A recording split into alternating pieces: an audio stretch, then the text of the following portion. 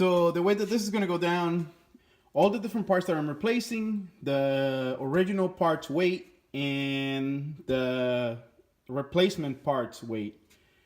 So I'm going to show you these on steel, this aluminum one, the stock ones, and then these aluminum ones, and a couple of little things that I'm going to remove or add and replace. So you're gonna have to bear with me. This is not gonna be in order, so you're gonna have to figure out what videos are for this, but you get the idea. I'm starting sort of backwards here because I'm gonna be doing the bumpers first. I actually want to prep this, have them powder coated, make them really nice. What I'm gonna do next is gonna be drill some speed holes in this. Pretty much what I'm removing is the areas that I consider non-structural.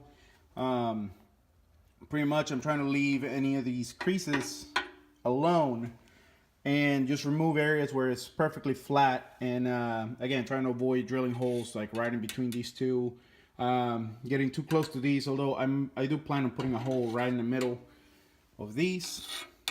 And actually I might even consider welding these onto these. Man, that's for later assessment. So what I've done here is that with this little straight edge here and a scribe, I went ahead and I made a line along the whole length of this, and then I used an object. This is the object, a heat sink, and I made equally spaced lines starting at the center.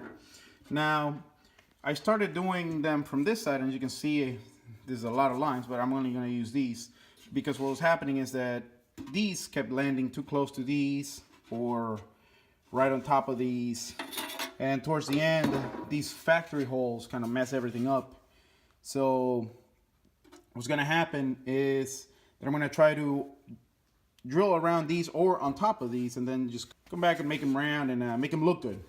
So yeah, I'm going to drill all the speed holes here with a trusty hole saw. Here's the kit that I'm using, and it should make easy work with this aluminum.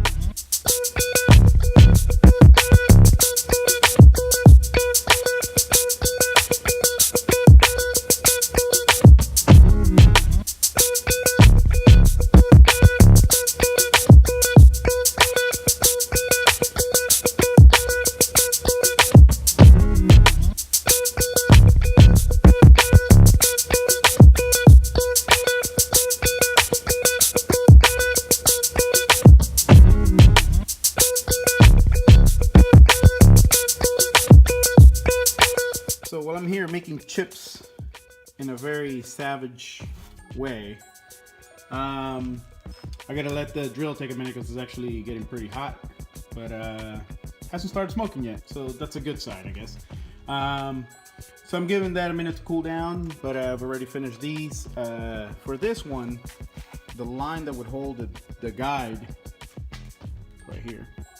The line that would hold the dot that would be holding the guide is inside a hole, an existing hole already. So what I'm gonna come here and do is actually put a piece of aluminum, or yeah, I'm gonna come and put a piece of aluminum here where I'm gonna rivet it onto this, or just glue it onto it for the time being, and then drill on that. Hopefully it holds long enough to be able to cut the hole, and that way the bit itself can guide the rest of the hole.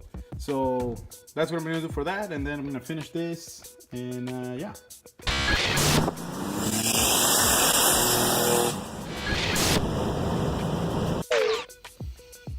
So anyway, kind of random observation, note, side note, whatever you want to call it.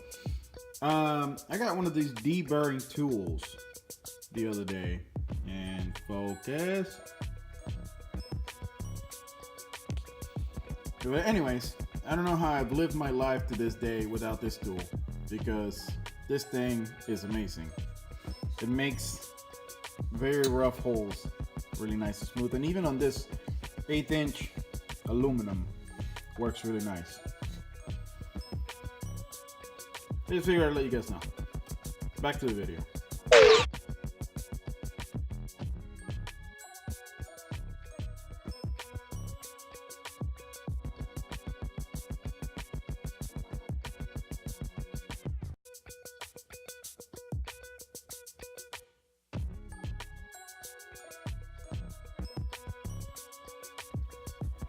So anyways, I just finished going through most of these holes with that, and I figured that I leave some rough so you guys can actually see the difference. So here you can see how there's a ledge, and actually that right there,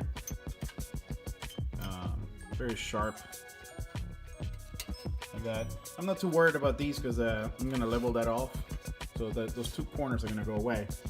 But on holes like these that I've already used the tool, these are very smooth, and as you can see, it makes them very round. And if you add a little angle, you can actually bevel it really nice. I'm thinking about doing it a little more just so I can get that really nice kind of like dimpled fabricated look. Well, anyways, this is a round one for the speed holes in this bumper, or on this bracket, and still gonna do the bottom and the top.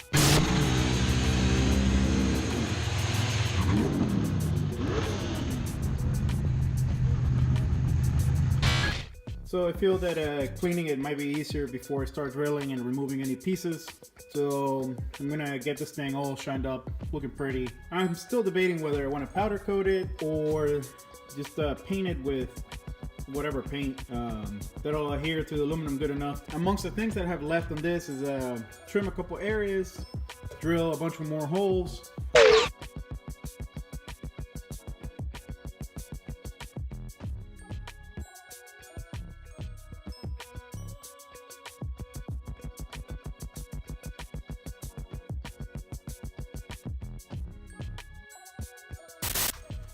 Now, although you see me using that abrasive wheel, the only thing I'm using it is to remove the heavy corrosion.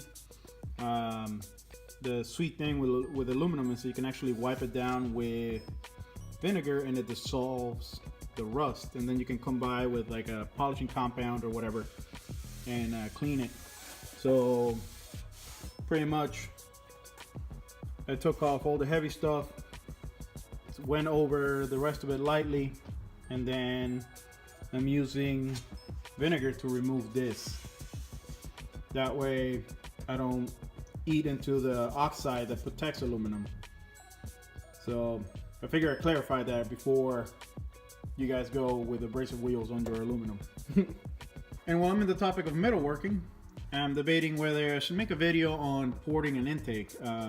As you can see, I've already started on that side. I have yet to do this side, and you can see how small the ports are. I figured I'd ask you guys if you guys would be interested on seeing a intake being ported. I've already started on this side. Let me see if this helps.